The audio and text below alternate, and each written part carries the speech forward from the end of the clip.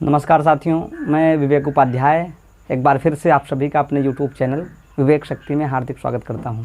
साथियों, हम लोग अपने लाइफ साइंस के इस सफ़र में अभी तक जो पढ़ चुके हैं वो पोषण था पहला टॉपिक, दूसरा topic blood and circulatory system था।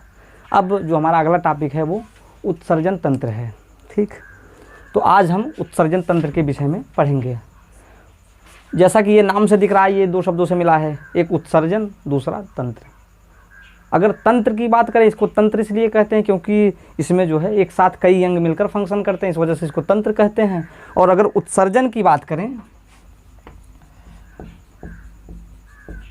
इसको एक्सक्रीशन भी बोलते हैं। तो जो भी उपापचयी क्रियाएं हमारे शरीर में होती हैं, उपापचयी क्रियाओं के फलस्वरूप जो भी वर्ज्य पदार्थ बचता है वही क्या है, वही हमारा वर्ज्य पदार्थ है, वही उत्सर्जन है। फलस्वरूप जो भी वर्ज्य पदार्थ निकलता है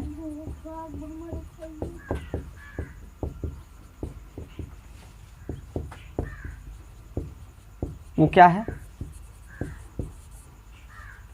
वो उत्सर्जन है। ठीक, लेकिन यहाँ पे प्रश्न ये उठता है कि उपापचयी क्रियाएं क्या हैं। अगर उपापचयी क्रियाओं की बात की जाए, इसको जो है मेटाबॉलिक प्रोसेस बोलते हैं।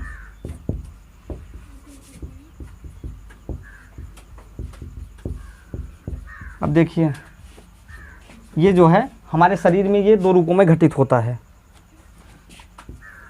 एक है एनाबॉलिक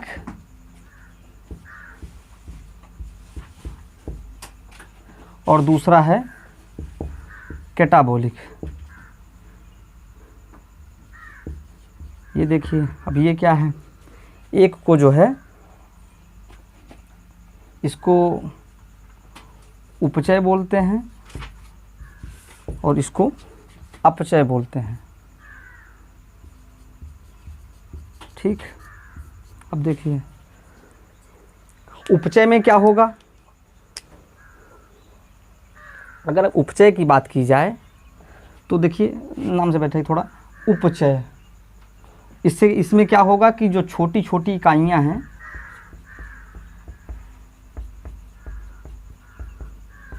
छोटी छोटी इकाइयां बड़ी इकाई में परिवर्तित होती हैं, बड़ी इकाई में परिवर्तित। ठीक, अब ये कैसे होता है, जैसे मैं ये कहूँ कि नाइट्रोजन, हाइड्रोजन, ऑक्सीजन और कार्बन, ये सभी छोटी छोटी इकाइयाँ हैं ना। अगर इन सब से मिलकर हमारे शरीर में अमोनिया या यूरिया का फॉर्मेशन हो जाए, NH2CO NH2, ठीक, इसमें कौन कौन से तत्व दिख रहे हैं, नाइट्रोजन, हाइड्रोजन, ऑक्सीजन और कार्बन। ठीक, अगर छोटी छोटी इकाइयाँ मिलकर एक बड़ी इकाई का निर्माण कर लें तो वो हमारा एनाबॉलिक प्रोसेस है। जैसे जब हम लोग कुछ भी भोजन खाते हैं, जैसे प्रोटीन ही खा लिए हम लोग, तो प्रोटीन में होता क्या है, मुख्यतः कार्बन, हाइड्रोजन और नाइट्रोजन।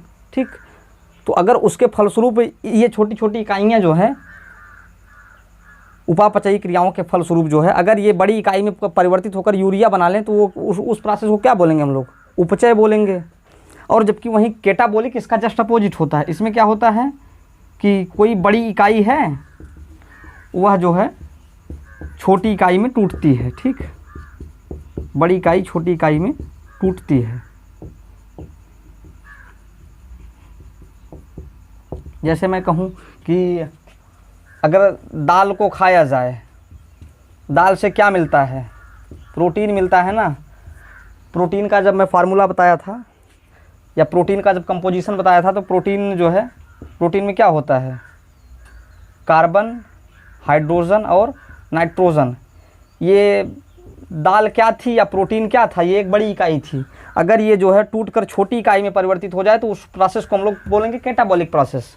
और अगर यही छोटी छोटी इकाइयाँ मिलकर यूरिया बना दें तो वो उसको हम लोग क्या बोलेंगे, यानी छोटी छोटी इकाई मिलकर बड़ी इकाई बना ले तो उसको हम लोग एनाबॉलिक प्रोसेस बोलेंगे। ठीक, ये हो गया उपापचयी क्रिया। ठीक, और अगर उत्सर्जन की बात करें तो उपापचयी क्रियाओं के फलस्वरूप जो भी वर्ज्य पदार्थ निकलता है, शरीर से बाहर निकलता है, वही क्या है? उत्सर्जन है। ठीक, अब हम लोग बात करेंगे कि हमारे शरीर के प्रमुख उत्सर्जन अंगों की। ठीक,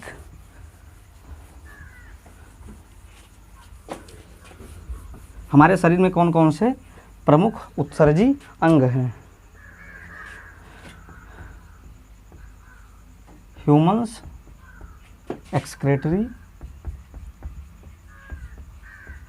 आर्गन की अगर बात की जाए तो इसमें जो सर्वप्रमुख है वो है किडनी, उसके बाद लंग हो गया, लंग्स हो गए, फेफड़े हो गए हमारे, उसके बाद लीवर हो गया, उसके बाद हो गया स्किन हो गया, लार्ज इंटेस्टाइन हो गया।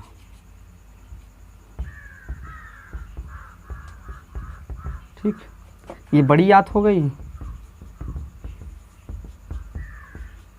ये सभी जो है हमारे शरीर से उत्सर्जी पदार्थों के बाहर निकालने में सहायक हैं। ये त्वचा है, ये सभी कैसे बाहर निकालते हैं ये सभी हम लोग बारी बारी से अध्ययन करेंगे। ये फेफड़े हो गए और ये वृक्क हो गया। ठीक, अब जब उत्सर्जन अंगों की बात करेंगे तो हम सबसे पहले किडनी की बात करेंगे। तो आइए अब जो है आज का टॉपिक जो हमारा है वो किडनी है। ठीक, हम किडनी के विषय में विस्तार पूर्वक अध्ययन करेंगे।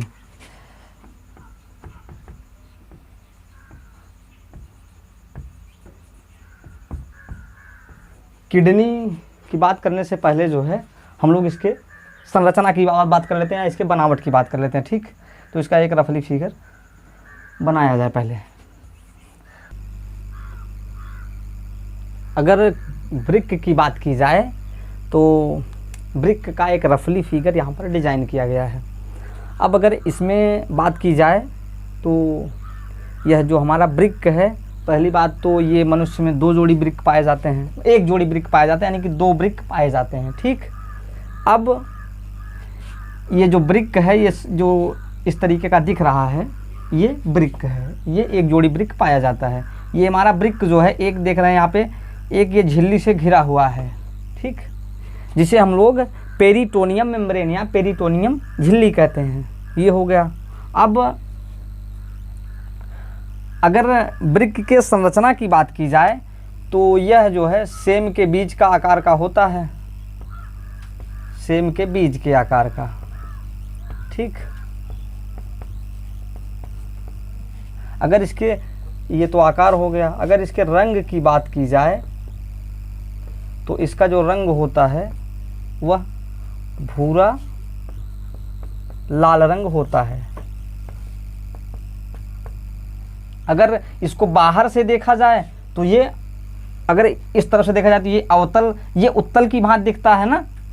बाहरी संरचना जो इसकी है ये अवतल की भांति है, तथा अगर अंदर से देखा जाए तो ये देख रहे हैं धंसा हुआ है, यानी कि ये अवतल की भांति है।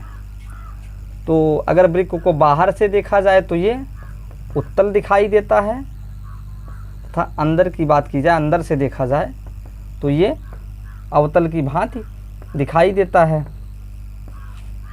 अब देखिए, यही हमारा जो वृक्क है यही रक्त को छानता है और उसमें से जो पोषक पदार्थ आवश्यक होते हैं, जिनको ब्लड में रहना आवश्यक है, उसको ये रोक लेता है और जो वर्ज्य पदार्थ होते हैं उनका ये उत्सर्जन कर देता है। ठीक, यहाँ पे देखिए, यहाँ पर इसके ऊपर जो है ये एड्रिनल ग्लैंड पाई जाती है, अधिवृक्क ग्रंथि। ये क्या होता है इसको हम लोग अलग से पढ़ेंगे।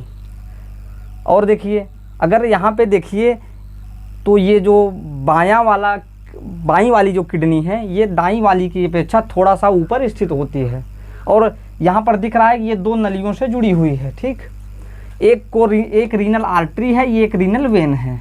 जब मैं हार्ट पढ़ा रहा था तो उसमें जो है जब प्रमुख ब्लड वेसल्स की बात हुई थी तो वहाँ पे रीनल आर्टरी की बात हुई थी। रीनल आर्टरी का कार्य इतना है कि जो शुद्ध रक्त है, जो ऑक्सीजनेटेड ब्लड है, वह जो है यह किडनी को आकर सप्लाई करता है, ये कौन, रीनल आर्टरी, ठीक। और जो रीनल वेन होती है यह जो है अशुद्ध रक्त यहाँ से वापस हृदय तक ले जाती है, ठीक। ये हो गया। अब जब ये रक्त को फिल्टर करता है, रक्त को छानता है, तो उसके फलस्वरूप जो भी वर्ज्य पदार्थ होते हैं, यह जो है मूत्रवाहिनी, जिसको यूरेटर से बोलते हैं, इनके जरिए जो है यह मूत्राशय यानी कि यूरिनरी ब्लैडर में इकट्ठा होता है तथा मूत्र मार्ग के जरिए जो है यह बाहर निकल जाता है, ठीक।